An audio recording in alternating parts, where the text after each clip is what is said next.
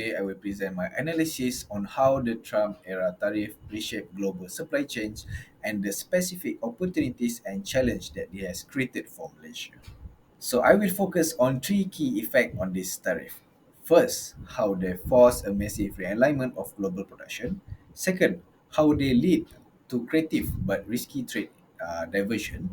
And finally, the mixed blessing this presented for Malaysia, bringing both major opportunities and new challenge. The first and biggest effects was a great realignment.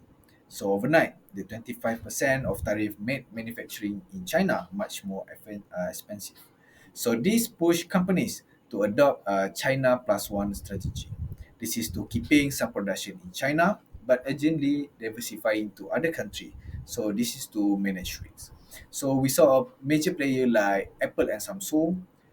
They rapidly shift in production of goods like AirPods and phones to Vietnam and India. So the result was a huge surge in foreign investment into Southeast Asia as a whole.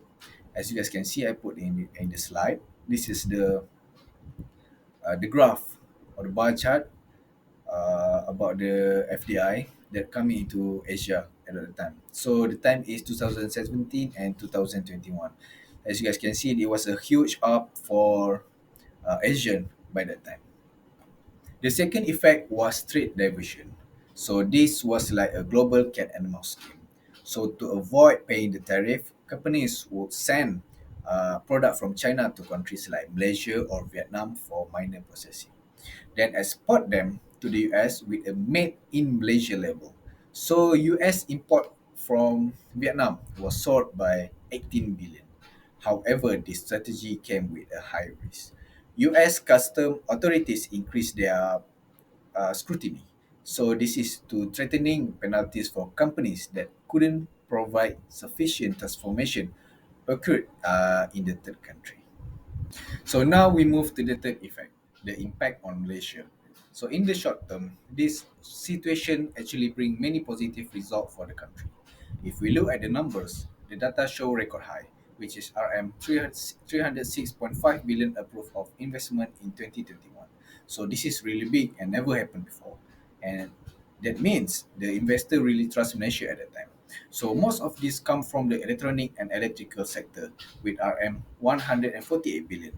So one good example is the Intel. They put $7 billion to build advanced chip packaging facility in Penang. So this is very important because Malaysia mostly known for simple assembly job like lower value work. But now with this kind of project, Malaysia start to become a hub for a high value, more complex manufacturing inside the global change. So it shows Malaysia role is moving up, not just doing the basic anymore. But of course, when something grows so fast, problem also come out. So the big trade investment influx also show us more structural challenge. So first challenge is logistic. So our port, like Port Klang, face the congestion. Too many shipment, not enough capacity. So the shipping becomes slow and costs go up.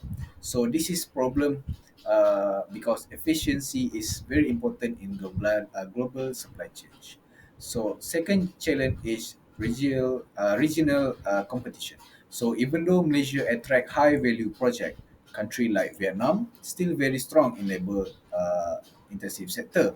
They can offer lower wage and fast production. So investors sometimes still prefer them for a certain industry. And third, we must look at the local SME.